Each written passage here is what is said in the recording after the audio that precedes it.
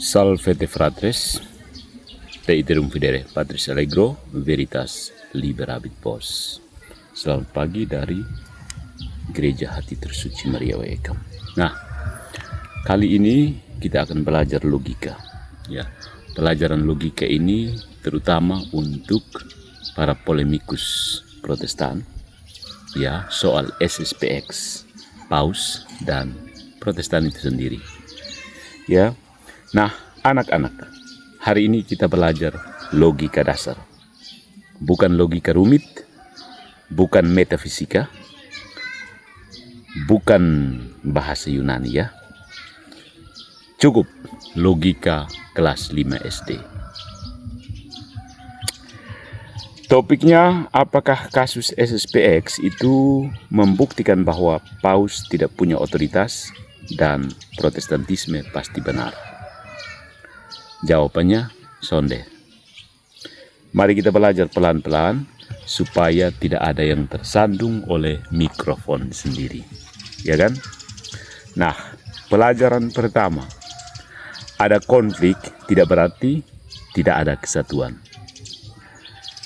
Para polemikus Protestan, terutama yang diwakili oleh Pendeta Dekingadas, berkata kira-kira begini. SSPX bertengkar dengan Vatikan. Berarti gereja Katolik tidak satu. Nah, anak-anak, perhatikan contoh berikut. Di sebuah sekolah ada murid yang melawan kepala sekolah. Apakah itu berarti sekolahnya tidak ada? Apakah itu berarti kepala sekolahnya tidak punya jabatan? Apakah itu berarti semua murid boleh mendirikan sekolah sendiri di halaman belakang? Sonde, ya toh? Itu hanya berarti ada murid yang membangkang. That's it, simple as that. Jadi rumusnya sederhana. Ada pembangkangan tidak identik dengan tidak ada otoritas. Paham anak-anak? Kalau seorang anak tidak taat kepada ayahnya, itu tidak membuktikan bahwa dia tidak punya ayah. Kalau seorang prajurit menolak perintah komandannya, itu tidak membuktikan bahwa tentara tidak punya komando. Kalau SSPX melawan keputusan Vatikan, itu tidak membuktikan Paus tidak punya otoritas. Ya kan? Ya kan? Ini logika dasar loh. Nah, jadi itu hanya membuktikan bahwa SSPX sedang bermasalah dengan otoritas yang tetap mereka akui. Ya. Nah, gampang kan anak-anak? Pelajaran kedua, SSPX bukan Protestan yang kebetulan suka bahasa Latin. Ya, para polemikus Protestan yang diwakili oleh seseorang yang mengaku apalah gitu, memakai SSPX untuk menyerang gereja Katolik. Masalahnya, ingat ini masalahnya, SSPX sendiri percaya pada banyak ajaran Katolik yang ditolak oleh Protestan. Masalah besar bro. Misa sebagai kurban, imamat sakramental, 7 sakramen, tradisi suci, devosi kepada Maria, dogma-dogma Maria, suksesi apostolik, struktur hierarkis gereja, dan otoritas Paus dalam pengertian Katolik tradisional. Jadi, SSPX bukan pasukan bantuan Protestan. SSPX bukan kelompok reformat yang salah masuk sakristi. SSPX adalah kelompok Katolik tradisionalis yang sedang berselisih dengan Roma. Jadi, kalau orang-orang seperti Dekingadas mengutip SSPX, ya, mengutip SSPX ketika SSPX mengkritik Vatikan II, dia juga harus mendengarkan SSPX ketika SSPX berkata bahwa sola scriptura itu salah. Imamat Protestan tidak sah dan misa adalah kurban sejati. Ya. Jadi tidak boleh begini. Saat SSPX menyerang Vatikan II, saudara dengarkan kritik mereka. Lalu saat SSPX membela misa, Maria dan tradisi, maaf, sinyal hilang. Ya, sinyal sudah hilang. Kabur, muntaber, mundur tanpa berita.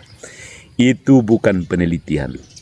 Itu memilih saksi sesuai dengan pesanan, ya kan? Pesan apa bro hari ini? Itu masuk ke kafe lalu pesan minuman sesuka hati, bukan? Pelajaran ketiga, berbeda tidak selalu berarti bertentangan. Orang-orang polemikus Protestan yang anti Katoliknya kentara sekali, misalnya De King Gadas, melihat bahasa Vatikan II berbeda dari beberapa dokumen lama, lalu teriak kontradiksi. Ya, tanda serunya ada 3 ya. Anak-anak, mari kita beri contoh. Dulu ibu berkata seperti ini, jangan keluar malam-malam. Besoknya mama, ibu juga berkata, kamu boleh keluar malam kalau bersama dengan ayah dan bapak. Apakah ibu bertentangan dengan dirinya sendiri? Sonde toh. Ada konteks, ada syarat dan keadaan yang berbeda. Begitu juga dokumen gereja. Untuk membuktikan kontradiksi, orang-orang seperti De King Gadas harus menunjukkan yang pertama. Dokumen pertama mengatakan A. Dokumen kedua mengatakan bukan A. Dan keduanya berbicara tentang hal yang sama. Dalam arti yang sama, dalam konteks yang sama. Harusnya seperti itu. Tetapi yang dilakukan ternyata lebih sederhana. Ambil kutipan abad ke-19, ambil kutipan Vatikan II, abaikan konteks, berteriak kontradiksi, tambahkan istilah Inggris supaya tampak akademis. Ya, cie. Anak-anak, itu bukan analisis, itu namanya sulap kutipan. Ya. Oke, pelajaran keempat. Ada kebenaran di luar Katolik, tidak berarti semua gereja sama. Polemikus ini yang tanpa kumis itu berkata bahwa karena Vatikan II mengakui adanya unsur kebenaran dan pengudusan di luar gereja Katolik, maka gereja Katolik hanyalah salah satu denominasi. Mari kita pakai contoh SD ya. Di kelas lain ada anak yang pandai matematika. Apakah itu berarti semua kelas sama? Sonde toh. Di rumah tetangga ada air. Apakah itu berarti sumur di rumah kita tidak punya sumber air? Sonde toh. Orang Protestan dapat memiliki baptisan yang sah, membaca kitab suci, mengasihi Kristus, dan menerima rahmat. Tetapi itu tidak otomatis berarti mereka punya kepenuhan gereja, sakramen, dan persekutuan apostolik. Sonde toh. Coba tanya SSPX. Jadi rumusnya, memiliki sebagian unsur kebenaran tidak identik dengan memiliki kepenuhan yang sama. Paham sampai sini anak-anak? Polemikus seperti DN mencampurkan ada unsur gereja dengan semua komunitas adalah gereja dalam arti yang sama. Bidat. Ya, karena apa? Ini seperti berkata, karena sepeda dan bus itu sama-sama punya roda, berarti sepeda adalah bus. Betulkah? Salah toh? Salah. Ya, anak SD juga tahu itu salah. Oke, pelajaran kelima. Dapat selamat tidak berarti pasti selamat. Bisa selamat tidak berarti pasti selamat. Nah, si polemikus tidak berkumis itu menggambarkan ajaran Katolik seolah-olah begini. Muslim pasti selamat, Hindu pasti selamat, Buddha pasti selamat, ateis juga pasti selamat. Padahal gereja tidak mengajarkan begitu, bro. Gereja mengajarkan bahwa orang yang tanpa kesalahannya sendiri tidak mengenal Kristus, tetapi mencari kebenaran dan mengikuti suara hati di bawah rahmat Allah, dapat diselamatkan melalui Kristus. Kalau kita mau gaya pakai bahasa Inggris, namanya invincible ignorance. Ya. Jadi mari kita belajar kosakata. Bisa bukan pasti. tanpa kesalahan sendiri, bukan sengaja menolak. Melalui rahmat Kristus, bukan diselamatkan oleh agama lain. Mungkin bukan otomatis. Paham anak-anak? Tetapi si polemikus tanpa kumis itu menghapus semua syarat itu. Lalu dia membuat kalimat baru. Ya, Katolik mengajarkan semua agama sama. Ya. Nah, ini namanya membuat boneka jerami. Ya, orang-orangan sawah. Caranya gampang. Yang pertama, ubah ajaran lawan. Yang kedua, buat versi yang lebih bodoh. Dan yang ketiga, hancurkan versi bodoh itu. Dan yang keempat, rayakan kemenangan dengan pesta kembang api maki-makian. Gitu kan? Boneka jerami memang selalu kalah, saudara-saudara. Tapi karena apa? Dia tidak bisa bicara. Nah, oke, itu pelajaran kelima. Pelajaran keenam. Kalau orang bisa selamat di luar gereja, penginjilan tetap penting. Si polemikus tak berkumis bertanya seperti ini. Kalau orang di luar gereja mungkin selamat, mengapa harus menginjili? Oke, mari kita beri contoh ya. Seorang anak mungkin bertahan hidup tanpa sekolah formal ya. Apakah sekolah tidak penting? Sonde toh? Apakah ya seseorang mungkin sembuh tanpa sempat masuk rumah sakit, ya kan? Apakah rumah sakit tidak diperlukan? Sonde toh? Orang mungkin disentuh rahmat Kristus tanpa mengenal Kristus secara eksplisit, tetapi mengenal Kristus tetap lebih baik daripada tidak mengenalnya, bukan? Penginjilan bukan sekedar memberi tiket agar orang tidak masuk neraka. Itu bukan penginjilan. Itu bukan penginjilan. Penginjilan berarti membawa manusia kepada kebenaran, pertobatan, pembaptisan, ekaristi, kehidupan baru, persekutuan dengan gereja, dan pengenalan sadar akan Kristus. Itu baru namanya penginjilan. Jadi rumusnya, Allah bisa bekerja di luar batas kelihatan gereja. Itu tidak sama dengan gereja dan penginjilan tidak diperlukan. Tidak sama, bro. Jadi si polemikus tak berkumis ini tampaknya membayangkan bahwa keselamatan hanya sebagai urusan lolos gerbang surga. Padahal keselamatan adalah hidup dalam Kristus. Pelajaran ketujuh. Kanon Nicea tidak mengatakan paus tidak ada. Polemikus kita mengutip kanon 6 Nicea. Kanon itu berbicara tentang wilayah yurisdiksi para uskup metropolitan. Lalu beliau menyimpulkan, karena Alexandria mengatur wilayahnya sendiri, berarti uskup Roma tidak punya primasi universal. Anak-anak, mari perhatikan. Gubernur mengatur provinsinya. Apakah itu berarti presiden tidak ada? Kepala sekolah mengatur sekolahnya. Apakah itu berarti kepala dinas pendidikan tidak ada?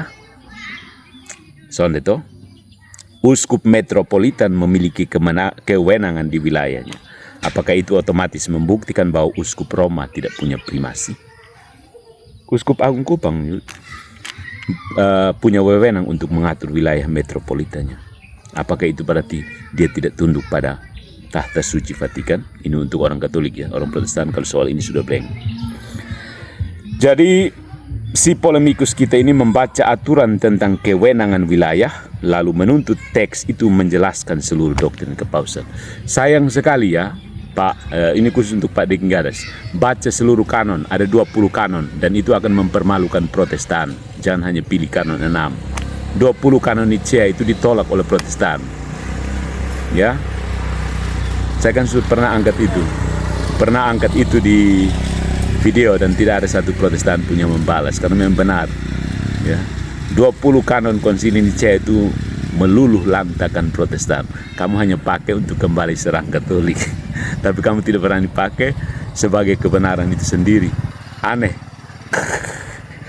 Jadi Karena teks tidak membahas semuanya, polemikus kita ini berkata, nah berarti tidak ada. Ini namanya argumentum ex silentio, ya, argumen dari keheningan. Itu falasi sebenarnya, ya. Contohnya seperti ini. Buku matematika kelas 5 tidak membahas dinosaurus. Berarti dinosaurus tidak pernah ada. Lucu kan? Ya. Kanon tentang yurisdiksi metropolitan tidak harus menjadi buku lengkap mengenai seluruh struktur gereja. Ya. Oke, pelajaran ke-8. Cara pelaksanaan otoritas bisa berkembang. Polemikus kita berkata bahwa dahulu penabisan uskup tidak selalu meminta persetujuan administratif Roma seperti sekarang. Lalu dia menyimpulkan dengan gagah perkasa. Berarti otoritas paus baru dibuat belakangan. Sekarang mari kita perhatikan contoh sederhana. Dulu kepala sekolah mengumumkan sesuatu dengan lonceng. Teng teng teng, bersenang pertama. Teng teng teng, pulang ke rumah. Sekarang pakai WhatsApp. Apakah jabatan kepala sekolah baru muncul ketika WhatsApp ditemukan? Sonde toh? Dulu pemerintah memakai surat kertas. Sekarang memakai sistem digital. Apakah pemerintah baru punya kewenangan sebelum ada internet? Setelah ada internet maksudnya. Sonde toh, cara menjalankan otoritas bisa berkembang tanpa mengubah hakikat otoritas. Harus dibedakan jabatan, dasar jabatan, cara administrasi, prosedur hukum, dan sarana komunikasi. Tapi mungkin otak kita terlalu sederhana ya untuk sampai ke hal-hal yang maklum kita baru kelas 5 SD ya. Oke, tapi polemikus kita mencampurkan semuanya, di blender jadi satu. Karena administrasi abad keempat tidak sama dengan administrasi abad ke-21. Lalu dia menyimpulkan bahwa jabatan paus itu palsu. Oke lah, terserah. Ya. Itu sama saja dengan berkata seperti, karena Petrus tidak memakai laptop, maka pendeta yang berkhotbah memakai laptop adalah palsu. Berani terima konsekuensi. Kalau prinsip polemikus tanpa kumis ini diterapkan secara konsisten, hampir seluruh organisasi Protestan modern justru harus bubar. Sekarang juga bubar. Bubar sudah. Kalau mau pakai prinsip itu. Tidak berani kan? Di mana dalam Alkitab ada Ketua Sinode Nasional, Sekretaris Umum Denominasi, Sekolah Tinggi Teologi, Sertifikat Pendeta, Rapat Kerja Nasional, Komisi Pelayanan Digital. Bubar sudah. Berani? Sudah berani toh? Aneh. Yang aneh adalah perkembangan organisasi Protestan dianggap wajar, perkembangan organisasi Katolik disebut korupsi. Janda sekali standarnya. Itu bukan logika ya, itu pilih kasih namanya. Ya, tidak konsisten sama sekali kaliannya. Berani konsisten Protestan sudah bubar sih. Pelajaran ke-9. Cyprianus melawan Paus tidak membuktikan Paus tidak berotoritas. Ya. Polemikus kita memakai konflik Cyprianus dan Paus Stefanus. Kesimpulannya, karena Cyprianus menolak Stefanus, berarti Paus tidak punya otoritas. Mari kita belajar lagi. Firaun menolak Musa. Apakah Musa tidak punya mandat? Israel menolak Nabi. Apakah Nabi tidak diutus? Orang Yahudi menolak Yesus. Apakah Yesus tidak punya otoritas? Orang dapat melawan otoritas yang sah. Jadi, penolakan terhadap otoritas tidak identik dengan ketiadaan otoritas.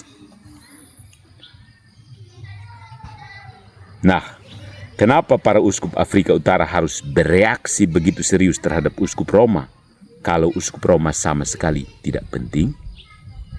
Kalau Stefanus hanya uskup lokal biasa tanpa pengaruh luas, mereka kan cuma cukup berkata seperti ini, itu kan urusan Roma, kami tidak peduli. Tapi mereka tidak berkata seperti itu. Mereka berkontroversi serius karena Roma memang punya bobot besar. Ironisnya ya, dalam perkara baptisan yang diperdebatkan, posisi Roma akhirnya menjadi norma gereja universal. Sejarah yang dipanggil oleh polemikus kita ini sebagai saksi, ternyata tidak selalu menjawab sesuai dengan naskah yang sudah disiapkan, sesuai dengan skrip yang sudah dibuatnya. Oke ya, pelajaran ke-10, Petrus ditegur Paulus tidak berarti Petrus kehilangan jabatan. Polemikus kita berkata bahwa Petrus tidak membalas Paulus, maka Petrus menerima kritik Paulus. Mungkin benar. Mungkin benar, tapi itu tidak membuktikan bahwa Petrus tidak mempunyai kedudukan khusus. Sama sekali tidak membuktikan bahwa Petrus tidak punya kedudukan khusus. Paulus bisa dikritik. Paulus bisa berbuat salah dalam tindakan pribadi. Paulus bisa berdosa. Paulus bisa membuat keputusan buruk. Infalibilitas tidak berarti Paulus selalu benar.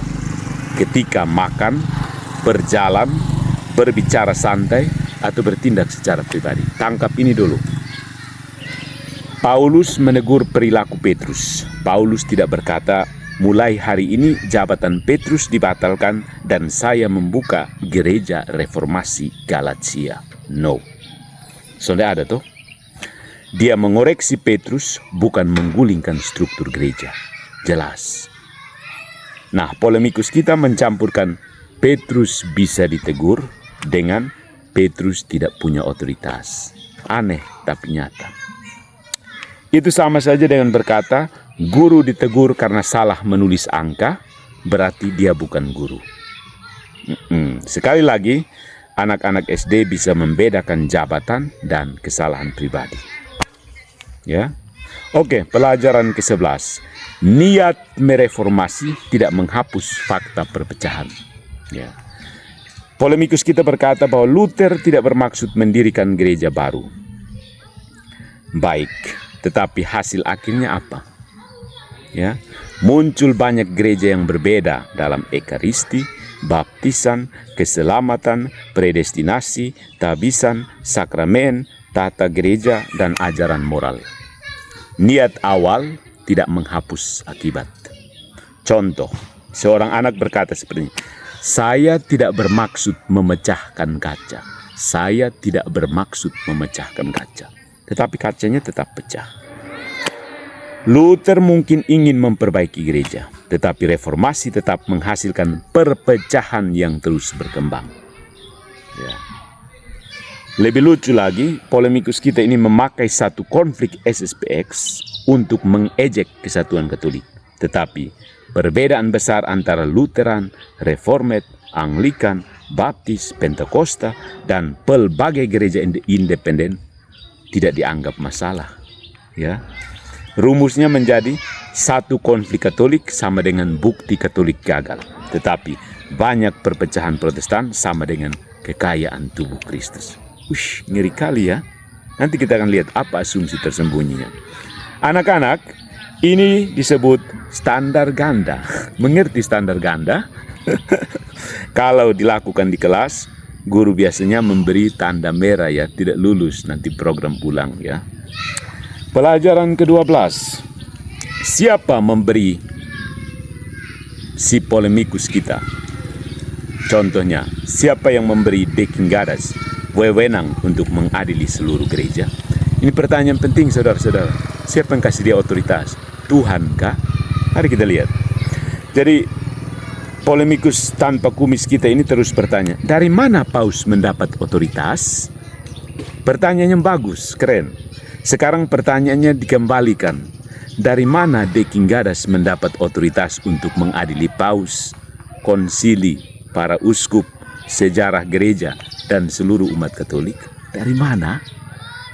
Siapa yang menugaskan dia menentukan bahwa Vatikan kedua sesat, imamat Katolik palsu, Paus tidak sah, gereja Katolik ditinggalkan Tuhan, dan Protestantisme adalah kekristenan murni?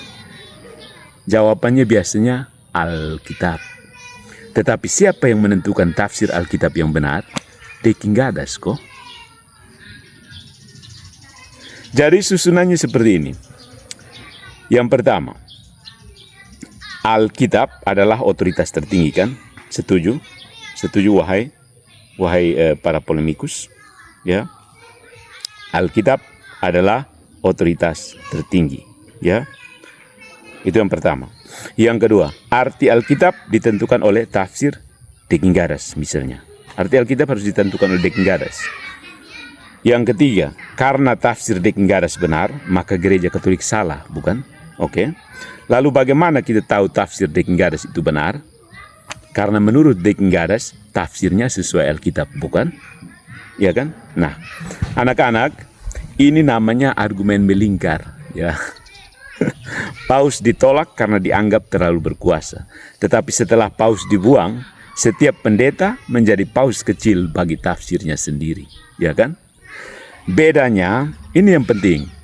Paus Katolik mempunyai suksesi, sejarah, struktur, dan persekutuan universal. Paus kecil digital cukup mempunyai kamera, kanal, dan keyakinan bahwa dirinya pasti benar. Bagus ya. Makanya saya bilang Protestantisme itu perusak kekristenan, bro.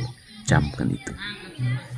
Nah, saudara-saudara, anak-anak sekalian yang terkasih, kesimpulan untuk pelajaran hari ini. Apa kesimpulannya? Polemikus kita yang dibahas secara khusus, misalnya Deking Gadas dalam hal ini, sebenarnya dia mau mengatakan seperti ini. SSPX membuktikan Paus tidak punya otoritas. Vatikan kedua bertentangan dengan tradisi dan reformasi benar. Oke, tetapi logikanya bergantung pada banyak kekeliruan atau falasi. Yang pertama, konflik dianggap bukti tidak adanya kesatuan. Itu konflik dianggap sebagai bukti bahwa tidak ada kesatuan. SSPX dipakai secara pilih-pilih, cherry picking. Perkembangan dianggap kontradiksi. Unsur kebenaran dianggap kepenuhan yang sama. Kemudian kemungkinan keselamatan dianggap kepastian keselamatan. Yurisdiksi lokal dianggap penolakan primasi. Perubahan administrasi dianggap perubahan hakikat. Penolakan otoritas dianggap bukti tidak adanya otoritas. Kesalahan pribadi dianggap pembatalan jabatan. Dan perpecahan Protestan diperlakukan lebih lunak daripada konflik Katolik. Jadi anak-anak, kesimpulan akhirnya sederhana. Kasus SSPX tidak membuktikan Protestantisme benar. SSPX hanya membuktikan bahwa di dalam gereja ada orang yang bisa membangkang. Dan sebelumnya sudah terjadi, termasuk Luther, Calvin, dan Zwingli, kan? Vatikan kedua tidak mengajarkan semua agama sama. Pengakuan adanya rahmat di luar batas kelihatan gereja tidak menghapus kepenuhan gereja Katolik. Kanon Nicea tidak menulis pamflet anti-paus. Cyprianus melawan Stefanus tidak membatalkan kedudukan Roma. Dan suara keras tidak dapat memperbaiki silogisme yang parah. Polemikus kita ini ingin merobohkan tahta Petrus, tetapi setelah diperiksa seperti pekerjaan rumah anak SD, yang roboh justru susunan logikanya. Paus masih berdiri, Paus Leo keempat masih ada. Mikrofon saja yang terlalu percaya diri. Keep calm and stay away from Protestantisme, perusak kekristenan.